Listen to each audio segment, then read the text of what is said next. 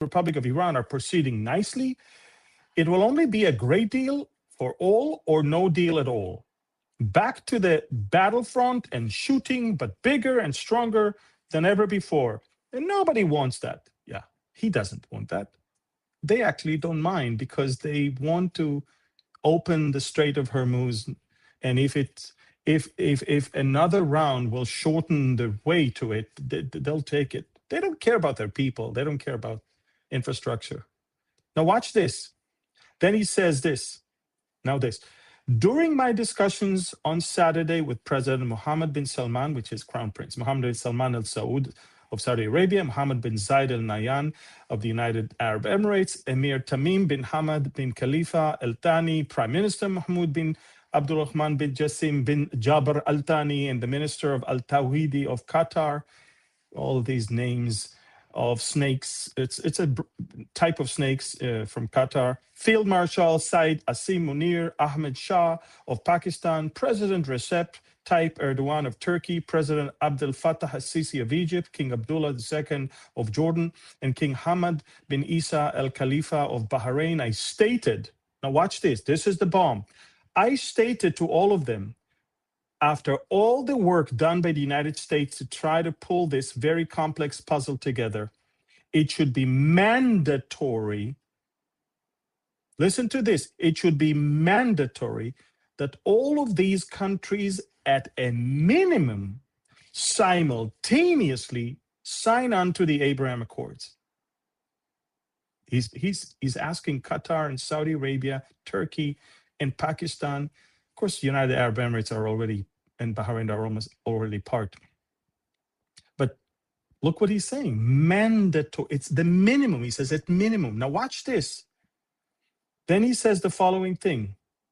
Those countries discussed are Saudi Arabia, the United Arab Emirates, which are already a member, Qatar, Pakistan, Turkey, Egypt, Jordan, and Bahrain, which is already a member. It may be possible that one or two have a reason for not doing so,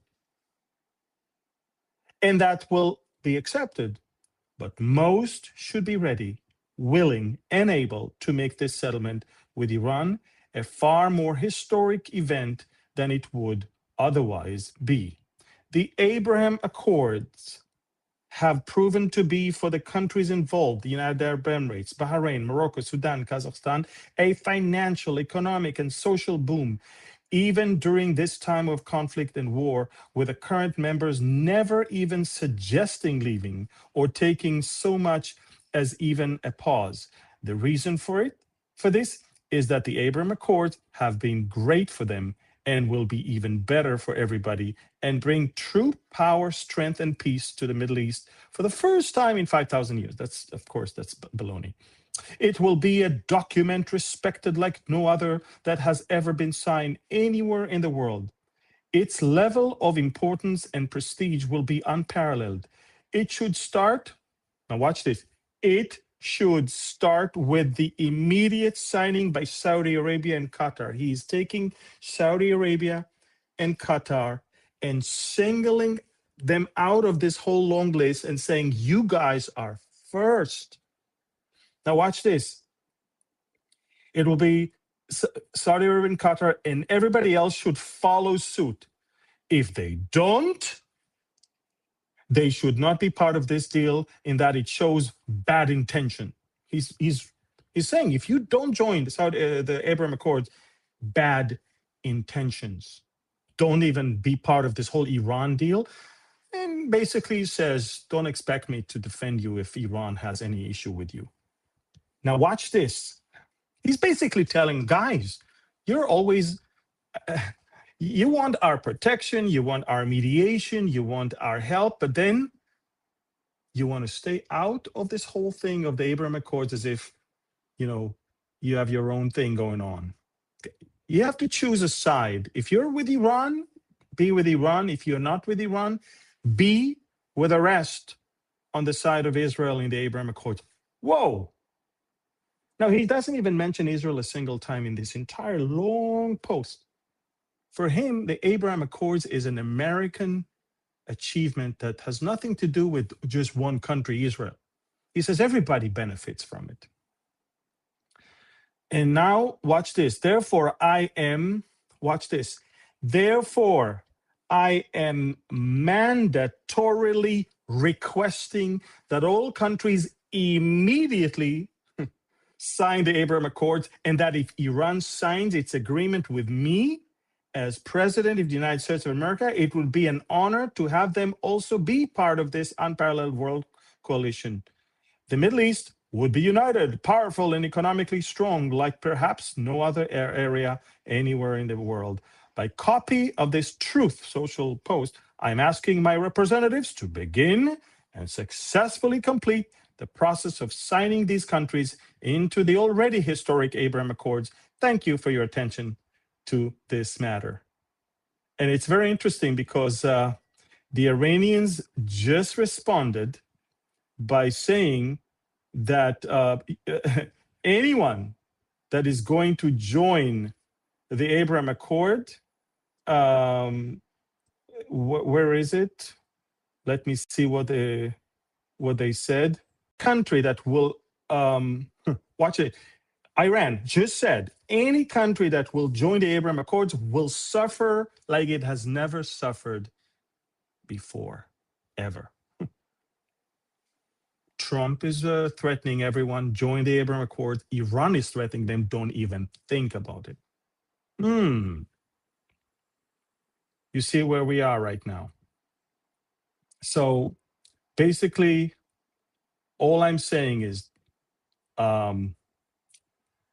now, don't be fooled. I'm going to give you now the way I see it from as an Israeli and then as a Bible believer. And unfortunately, it's two different things. As an Israeli, I would say, President Trump, we don't need normalizations with Saudi Arabia or Qatar. Those snakes, we prefer you to finish the job with the IRGC. I prefer that over any normalization with Saudi Arabia or Qatar. As an Israeli, I say that, because the deal with Iran will keep the IRGC in power. You're dealing with them instead of cutting the throat and chopping their head. Now, that's what I said as an Israeli. And I will hear that from every Israeli. Now I'm taking the hat off as an Israeli, and I'm putting the one of a Bible believer. And I will tell you this, whether we like it or not, Iran is going to come against Israel in the future, which means the IRGC is still going to be in power, which means no wonder why we're dealing with them right now. And by the way, according to the same Ezekiel war, Sheba and Dedan in Ezekiel 38 will protest the attack on Israel.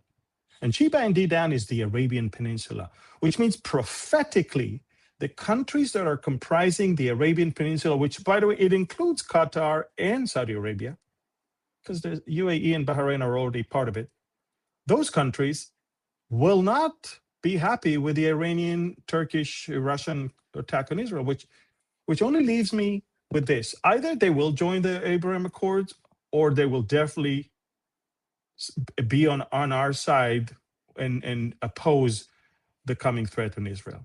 Which means they're not going to help us, but they're definitely going to protest that and not going to be part of that.